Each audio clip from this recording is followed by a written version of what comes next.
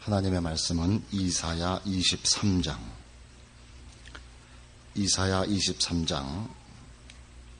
14절에서 18절까지 말씀을 봉독해 드립니다. 이사야 23장 14절에서 18절까지의 말씀입니다. 다시스의 선척들아, 너희는 슬피 부르짖으라. 너희 견관성이 파괴되었느니라. 그날부터 두로가 한 왕의 연한같이 70년을 잊어버림이 되었다가 70년이 필한 후에 두로는 기생노래의 뜻같이 될 것이라. 잊어버림 바 되었던 기생너여, 수금을 가지고 성읍에 두루 행하며 기묘한 곡조로 많은 노래를 불러서 너를 다시 기억해 하라 하였느니라. 70년이 필한 후에 여호와께서 두로를 권고하시리니 그가 다시 취리하여 지면에 있는 열방과 음란을 행할 것이며 그 무역한 것과 이익을 거룩히 여호와께 돌리고 간직하거나 쌓아두지 아니하리니 그 무역한 것이 여호와 앞에 거하는 자의 배불리 먹을 자료, 잘 입을 자료가 되리라. 오늘 이 이사야 23장은 1절에 나오는 바와 같이 두로에 관한 경고입니다. 두로와 시돈에 관한 심판을 예언하고 있는 말씀인데, 이 두로와 시돈은 우리 세계사를 배울 때 배운 바와 같이 페니키아, 지중해 연안에 있던 페니키아의 유명한 성읍들입니다. 이 페니키아는 팔레스타인 지역의 북서쪽 해변, 지중해 쪽 해변에 자리를 잡고 있었던 나라요.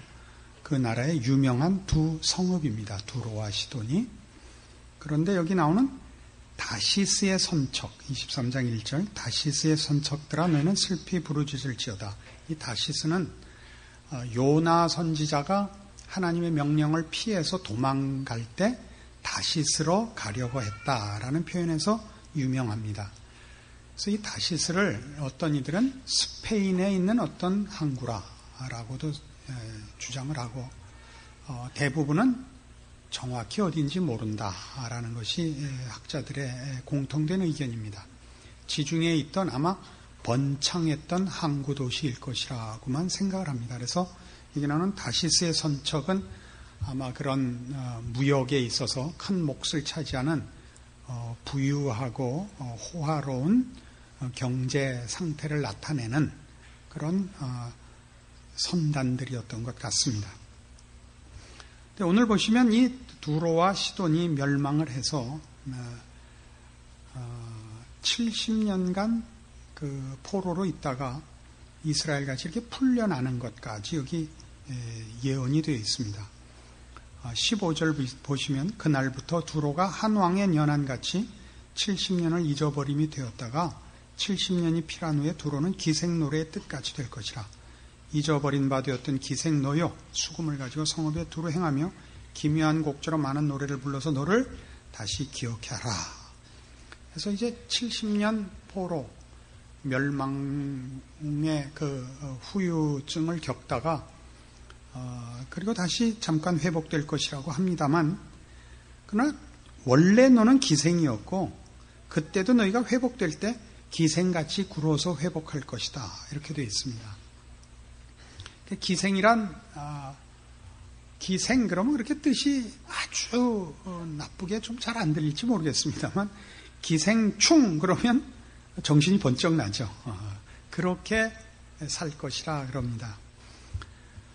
17절 보시면 70년이 필한 후에 여호와께서 두로를 권고하시리니 그가 다시 취리하여 지면에 있는 열방과 음란을 행할 것이며 그 무역한 것과 이익을 거룩히 여호와께 돌리고 간직하거나 쌓아두지 아니하리니 그 무역한 것이 여호와 앞에 거하는 자의 배불리 먹을 자료, 잘 입을 자료가 되리라. 하나님 앞에 쓰임받을 것이라. 거룩히 여호와께 돌려질 것이라. 그러나 17절에 있는 바와 같이 그가 다시 취리하여 지면에 있는 열방과 음란을 행할 것이라. 이것이 이제 학자들 간의 논쟁이 되고 있는 부분입니다. 이 두로가 회복이 되어 결국은 하나님 앞에 성별되는 구원을 얻을 것이라, 이렇게 이해하는 이들도 있고, 이들이 회복이 되지만 이 지금 멸망의 예언을 받았던 때와 마찬가지로 기생충같이 살 것이고 열방과 음란을 행할 것이기 때문에 저들이 구원을 받는 것이 아니라 저들의 하는 일들은 저들 자신에게는 아무 유익이 안 되는 헛된 인생과 운명이 될 것이라.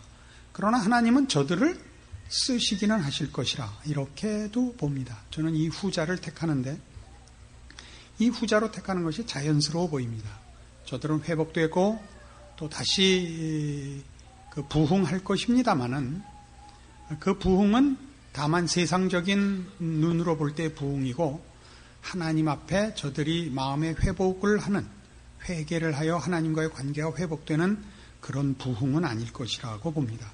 그럼 여호와께 저들의 무역한 이익이 성별되는 건 뭐냐? 그러나 그것이 하나님 앞에 쓰임은 받을 것입니다. 여기가 오늘 우리가 생각할 부분입니다. 하나님 앞에 쓰임을 받는 부분은 두 가지가 있습니다. 하나는 본인의 복과 영광으로 쓰임을 받는 방법이 있고, 본인에게는 화고 멸망인데도 하나님께 쓰임을 받는 경우가 있습니다. 사단도 쓰임을 받는다는 걸 아시죠? 그러나 그 쓰임은 본인에게 아무런 복이 되지 않는 쓰임입니다. 즉, 이 세상의 역사, 또 이 세상에 존재하는 어떤 것도 하나님의 통치와 하나님의 뜻을 이루는 일을 거역할 수가 없습니다. 하나님의 뜻이, 하나님의 계획이 궁극적으로 승리하실 것입니다. 그런데 그 중에 순종하여 복된 쓰임을 받는 자가 있고, 거역하여 멸망으로 쓰임받는 자가 있다 하는 것은 우리가 알 수가 있습니다. 바로 이 부분에서 우리 모두가 하나님 앞에 쓰임받는 부분을 소모품적이고 소도구적으로 요구하는 경우가 많다는 사실입니다. 우리는 하나님 앞에 쓰임받기를 원해서 유명해지기를 바라고 능력 있기를 바랍니다. 그 능력도 여러 가지가 있죠. 부도 필요하고 권세도 필요하고 재능도 필요하죠. 그런 요구들이 다 하나님 앞에 쓰임받기를 원해서 그렇게들 요구를 합니다. 그러나 하나님이 우리를 요구하시는 것은 이런 세상적인 힘이 아니고 하나님께 속한 성별로만, 거룩한 구별로만 쓰임을 요구하십니다. 이것은 요한복음 13장 34절과 35절에 나오는 바와 같이 새 계명을 너희에게 주노니 서로 사랑하라 하는 말씀에 잘 요약되어 있습니다. 너희가 서로 사랑하면 이로써 모든 사람이 너희가 내 제자인 줄 알리라 가 덧붙여 있습니다. 자, 사랑하면 하나님의 제자인 것이 모든 사람에게 드러나고 그것이야말로 참다운 쓰임이라는 것이죠. 참다운 쓰임. 그러니까 참다운 쓰임은 하나님을 아버지라 부르며 하나님의 자녀가 된 자의 다름으로의 쓰임이지, 세상에서 힘쓰는 것을 하나님을 위하여 사용하겠다고 하는 것은 쓰임이 아닙니다. 하나님은 우리가 필요로 하는 것들이 하나님에겐 필요한 것이 거의 없습니다. 하나님에게 무슨 돈이 필요하며, 하나님에게 무슨 건강이 필요하며, 하나님에게 무슨 권세나 무슨 명예가 필요하겠습니까? 그렇게 하나님은 우리를 요구하시지 않습니다. 하나님은 우리가 하나님의 자녀가 됨으로써 다른 것, 우리 쉽게 얘기하면 구원, 거룩, 이것이 바로 하나님 앞에 우리가 받는 복이며 동시에 세상에 속한 자들과의 구별로서 하나님 앞에 쓰임받는 존재인 것입니다. 이 부분이 우리는 상당히 약하죠. 계시록 13장에 가시면 말세에 관한 가장 특별한 깨우침을 요한계시록의 사도 요한이 이렇게 가르치고 있습니다. 신약성경 412페이지 요한계시록 13장 11절입니다. 내가 보매 또 다른 짐승이 땅에서 올라오니 새끼 양같이 두 뿔이 있고 용처럼 말하더라. 저가 먼저 나온 짐승의 모든 권세를 그 앞에서 행하고 땅과 땅에 거하는 자들로 처음 짐승에게 경배하게 하니 곧 죽게 되었던 상처가 나은 자니라. 큰 이적을 행하되 심지어 사람들 앞에서 불이 하늘로부터 땅에 내려오게 하고 짐승 앞에서 받은 바 이적을 행함으로 땅에 거하는 자들을 미혹하며 땅에 거하는 자들에게 이르기를 칼에 상하였다가 살아난 짐승을 위하여 우상을 만들라 하더라. 저가 권세를 받아 그 짐승의 우상에게 생기를 주어 그 짐승의 우상으로 말하게 하고 또 짐승의 우상에게 경배하지 아니하는 자는 몇이든지 다 죽이게 하더라. 자, 이 땅에서 올라온 짐승은 앞에 등장하는 바다에서 올라온 짐승과 다음 17장, 18장에 나오는 큰 음녀 바벨론과 함께 사단을 위하는 세 대행자입니다. 사단의 목표와 일을 수종두는 그 대행자로서의 큰 그 존재들인데 이들이 하는 일은 그 특징이 신앙적입니다. 종교적입니다. 신앙적이고 종교적이라는 건 하나님을 섬기며 사는 신앙을 미혹해 하는 것입니다.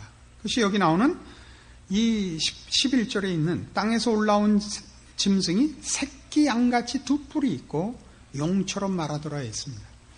무슨 뜻이냐면 양같이 생겼으나 하는 말은 용의 말을 하더라, 사단의 말을 하더라, 이런 뜻입니다. 여러분 마태복음 7장에 예수님께서 직접 경고하신 거짓 선지자를 삼가라, 양의 옷을 입고 나오나 속에는 노략질하는 일이라 와 정확히 일치하는 경고인 것입니다. 이들이 사단을 위해서 하는 일들은 그러니까 언제나 집요하게 하나님을 섬기며 하나님을 닮는 일을 방해하여 미혹해 하든가 아니면 힘으로 반대하는 것입니다. 그래서 그 짐승의 우상을 만들고 그 우상에게 절하게 합니다. 우상이란 뭡니까?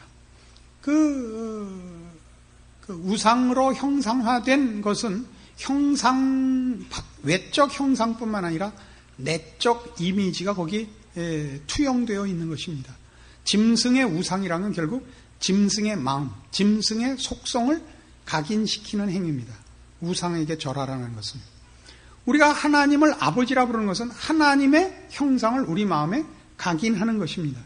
우리는 하나님을 닮으며 하나님의 뜻을 쫓으며 하나님의 성품으로 우리를 일치시킵니다. 그러니까 말세라는 이 시기는 즉 예수님이 이 땅에 오셔서 우리를 위하여 십자가를 지시고 우리를 구원하시고 부활 승천하신 때부터 이제 심판하러 다시 오실 그날까지의 전 기간에 걸쳐서 이 세상은 바로 이런 특성 속에 그 역사가 흘러간다는 사실입니다. 그러니까 우리 모두가 원색적이고 근본적으로 하나님을 믿고 사단을 배척하며 믿음으로 산다고 하면서도 미혹이 된다고요. 따발총 앞에서는 난 예수 믿는다, 쏠려면 쏴라 하는데 내용상으로는 세상에 힘쓰는 것으로 우리의 힘을 삼으며 우리의 증거로 삼는 일을 우리도 모르게 이미 저지르고 있단 말입니다. 그러니까 하나님의 사람으로 살며 하나님의 큰 일꾼이 되기 위해서는 세상에 힘을 가져야 된다라고 우리도 모르게 그렇게 흘러와 버렸습니다. 그래서 신자된 다름이 아까 본 요한복음 13장에 나오는 바와 같은 너희가 서로 사랑하라. 너희가 서로 사랑하면 이로써 모든 사람이 너희가 내 제자인 줄 알리라. 는 도무지 힘을 못 쓰고 있습니다. 이 사랑한다는 것은 그렇게 우리 보통 생각하는 것 같이 이렇게 눈물이 그렁그렁해서 이렇게 텔레비에 나오는 그 애들 같이 이렇게 그 뭐예요? 겨울 동화인가 뭐 그걸 잠깐 봤어요. 도무지 대사가 없더만요. 그냥 멀끔하게 생긴 두 놈이 나왔고 밤낮 그렁그렁 쳐다보고 또 그렁그렁하다 그렁그렁 끝이 났는데 그걸 눈깔이 빠지게들 보고 있더라고요. 그거 뭐 시간이 아까워서 나는 그거 못 보겠던데. 안소니 퀸이나 나오면 모를까. 요한일서 4장에 가시면 같은 신약성경 392페이지 요한일서 4장에 가시면 이렇게 사랑을 요구합니다. 4장 7절 사랑하는 자들아 우리가 서로 사랑하자. 사랑은 하나님께 속한 것이니 사랑하는 자마다 하나님께로 나서 하나님을 알고 사랑하지 아니하는 자는 하나님을 알지 못하나니 이는 하나님은 사랑이심이라. 자, 사랑이라는 게 뭐길래? 그건 또 드라마 제목이네요. 그죠? 사랑이 뭐길래? 대바리는 그토록 사랑이 뭐길래 제자된 하나님께 속한 자인 표가 되며 하나님께서 그것으로 우리의 말하자면 신자된 증거로 삼느냐? 사랑은 하나님께 속한 것이거든요. 하나님께 속한 자만이 사랑을 할 수 있습니다. 사랑을 압니다. 그것은 마치 포도나무의 비유와 같이 포도나무에 가지가 붙어 있어야 포도라는 과실이 그 가지 끝에 결실하는 것 같이 하나님께 속한 자만이 하나님으로부터 사랑을 이입받아 혹은 유입받아 사랑이라는 것을 실천할 수 있습니다. 소유하며 나타낼 수 있습니다. 세상에 속한 자들은 이걸 못합니다. 우리가 잘 아는 대로 우리 십계명으로 요약되는 율법의 그 내용이 뭡니까? 주 너의 하나님을 사랑하라요. 네 이웃을 네 몸같이 사랑하랍니다. 사랑이란 뭐죠? 내 필요를 위하여 상대방의 것을 뺏어오는 것이 아니라 상대방의 필요를 위하여 내 것을 주는 것이 사랑입니다. 누구만 줄 수 있죠? 넉넉한 자만 줄 수 있습니다. 2개가 있으면 하나 줄 수 있죠. 3개가 있으면 2개 줄 수 있고 없으면 줄 수 없습니다. 그러니까 하나님께 속했다는 건 사랑이 하나님께 속했다는 건 하나님만이 창조주이신 탓입니다. 하나님만이 의미를 만드실 수 있으며 보람을 허락하실 수 있습니다. 그러니까 하나님을 소유하지 않은 자는 하나님께 붙어있지 않은 자는 생명도 거룩도 의도 진리도 행복도 그는 스스로 만들 수 없고 나누어 줄 수는 물론 없습니다. 세상은 어떻게 삽니까? 자기의 필요를 이웃에게서 뺏어서 살죠. 그러니까 세상 사람들은 하나님 없는 사람들은 다 인간과 인간의 관계는 경쟁 상대요. 그리고 적이죠. 뺏고 빼앗기는 삶의 그 경쟁자요 적입니다. 모두가 원수죠. 내가 이기려면 상대방을 패배시켜야 됩니다.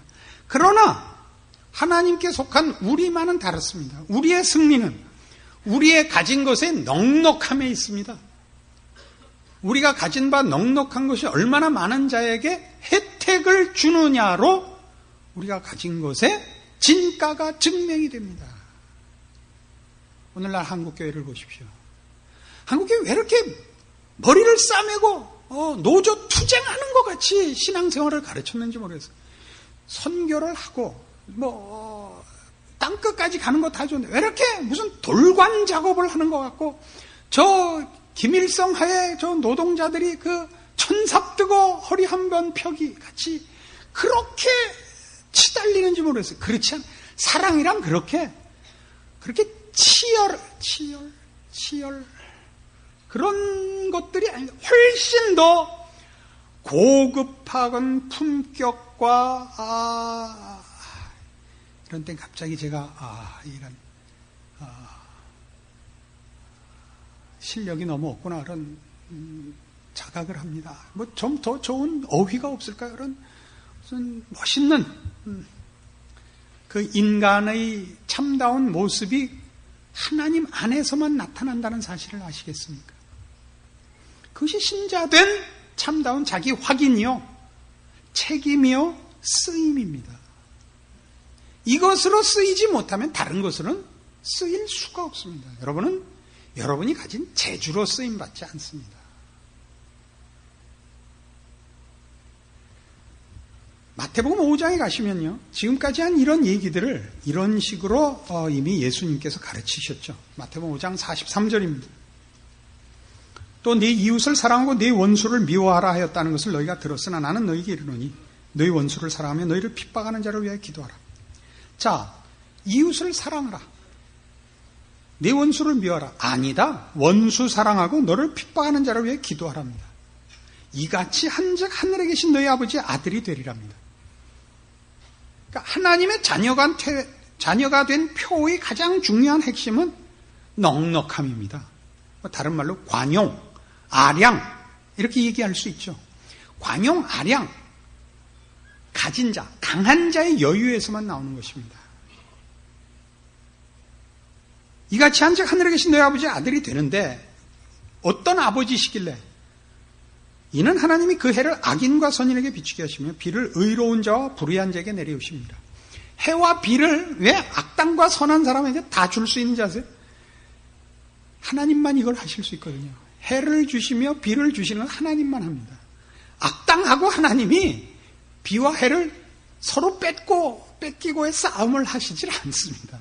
하나님만이 해를 주실 수 있고 비를 주실 수 있습니다. 그러니까 악당에게 안 주어서 하나님의 하나님 되심을 증명할 필요가 없습니다.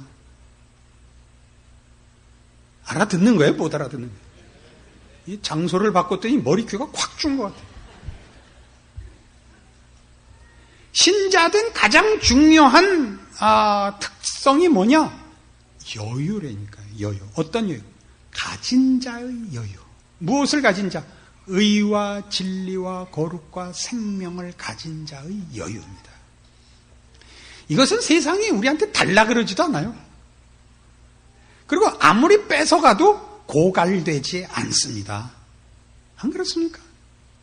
이쪽으로 쓰임을 받아야죠.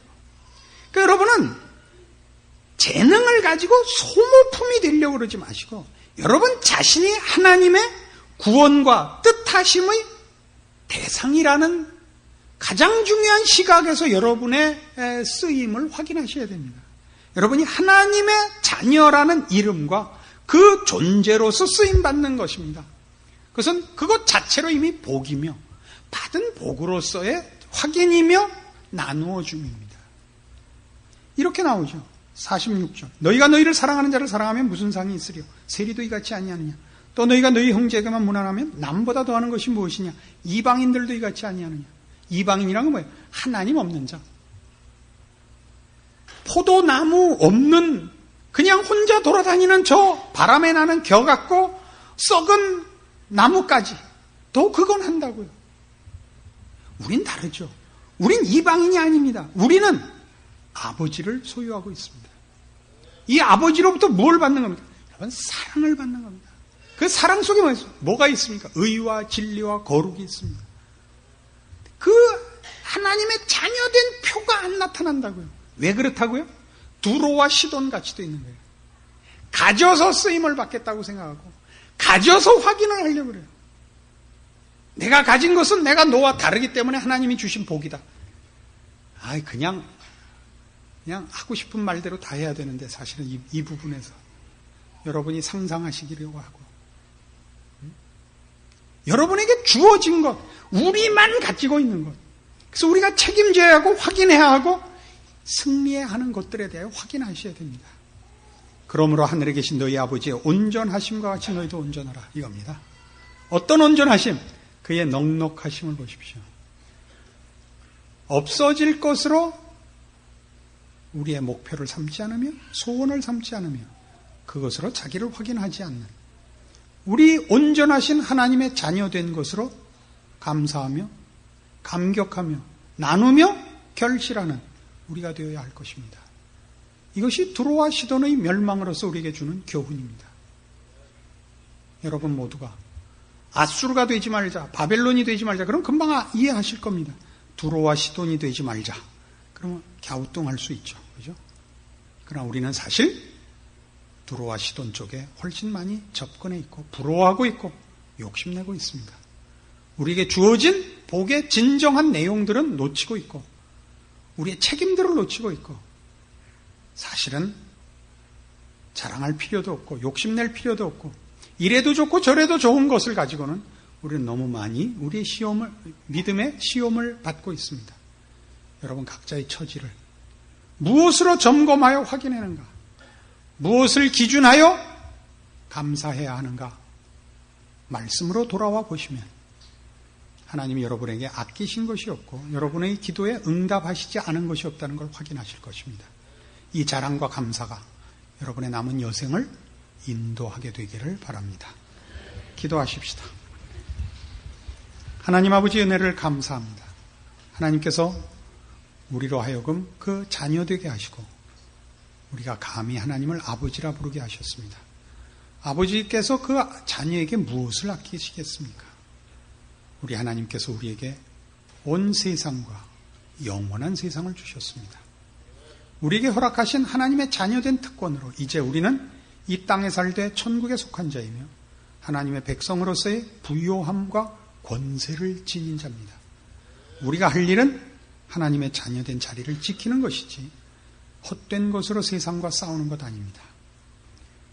헛된 자존심을 세우며 헛된 욕심을 발하여 하나님을 잊고 미망에 빠지지 말게 하시며 저 진흙구덩이에 뛰어드는 일 없게 하시고 하나님의 사람으로 내 자리를 지키고 내 인생을 헌신하여 우리를 지켜보는 세상 가운데 빛이고 소금이고 생명인 우리의 존재의 중요한 증거들을 지켜내는 우리의 인생 되게 하시옵소서. 예수님 이름으로 기도합니다. 아멘.